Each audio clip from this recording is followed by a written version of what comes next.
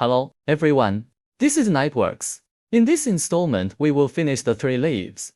The paints we used in this video are ND001 base coat Wasteland Black and ND013 base coat Relic Red, ND005 base coat Grey Mist, and ND003 base coat Power White. First of all, we mix Fairdale Black and Season Red. Apply a base coat of color to all bare skin areas. Requires Ardal coats.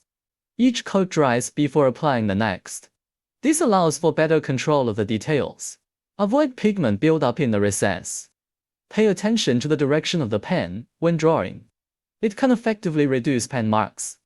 This kind of defect in the gap should also be painted. Now for the second pass of the packet. Just add another layer to the place where you first painted. This step focuses on strengthening the shaded areas. Next, use Almighty White to brighten the protrusions. It can create a three-dimensional effect and simulate real skin tones. Paint a layer of Almighty White on its red coat. It is convenient to reflect the transparency when painting later. The base color painting is complete. Next, outline the model. Drawing is a key step in model making to enhance the three-dimensional sense of detail. By reinforcing the concave lines, the model is layered. At false cold corners, the edges of light reflections can be simulated. You can also use the thickness of the lines and the contrast of colors. Draw the audience's attention to the key parts. The outline is the model from the finished livery, a crucial step to having a soul.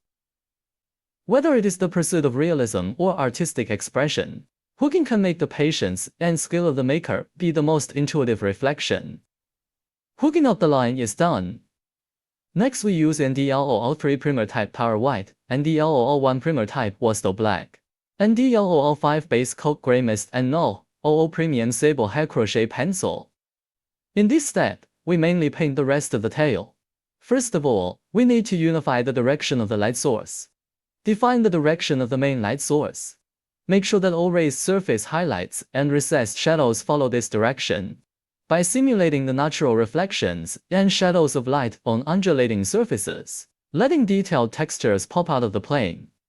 Repetitive structures tend to be mechanically dull. You can draw small details at random when painting. This adds to the realism. It can also make the model not appear stiff.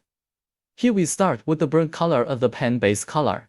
Extend the knot enough to recoat the edges. Apply the edges evenly and make the excess not stiff. Wait for the low change paint to dry. Use white to narrow down. Concentrate at the highest point. Outline with a fine line. Keep the edges sharp. If the edges are rough, can be replaced with finer pens. Then use a clean, moist pen station with a small amount of water. Sweep the highlight edges. Soften the transition. The tail painting is complete. Next, let's move on to painting weapons. First, mark the highlights with Almighty White.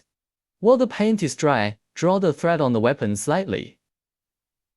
Mix the all-round white with the gray and then touch the pen at the junction. Excessive looks are okay and okay. Simple and fast.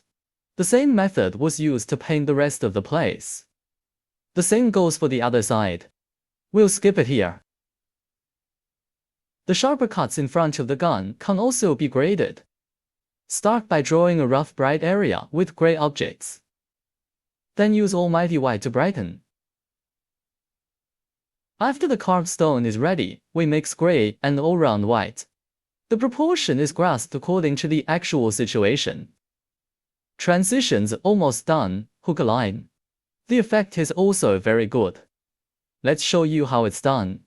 For this step we used NSL018 Shadow Paint Shadow Brown, ND003 Base Coat Power White, ND007 Base Coat Cold Tooth Gray, and ND001 Base Coat Dark Raven Black. Paint the remaining lines with a shadow first. The use of shadow paint is very simple. Dilution is not required for normal use. Waiting for the paint to dry. Add a little detail to the wind. Make the model addition more aesthetically pleasing. Mix in a little cold ash when tiles. Let the white go cold. However, it is important to note that too much cold tooth gray makes the white saturation drop dramatically. The same is true for several other seals. It is better to use a small pen when painting ladders. Don't forget the little seal underneath, either. Show it off a little after painting. Next, we finish painting the head. Let's start with a layer of undertones. Due to the relative simplicity, we'll skip it right here. Now let's put a sticker on the model. Soak the water you need in the water first. After soaking for a while, remove the water patch. Use a cotton swab to gently push the sticker towards the place where the model needs to be tapped. It's okay if the location is crooked. Can be adjusted later.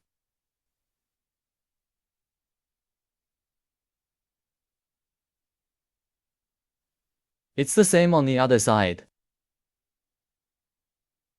Finally, use a cotton swab to remove the excess water until the sticker is half dry. Next, put the rest of the head together. Below we used NDL003 base coat power white, NDL007 base coat tooth gray, NSL018 shadow lacquer shadow brown to add detail to the head. Use the shadow trail to darken the hair first, inside the bangs. The root of the hair is under the vertical glue stack. It's a key area for determining shadows. Control the direction of the pen to be consistent with the direction of the hair. Avoid overflow. Use almighty whites as the main color of your hair. Mark the front lighted area with power white. The same goes for other parts of the eye. You can also put a side on your hair when you apply it. Hook a line through the tentacles with the power white. It's easy to outline a regular object like this one. Stick the pen diagonally against the tentacles. It's a good way to get the lines out. At this point, the 3-page livery is complete.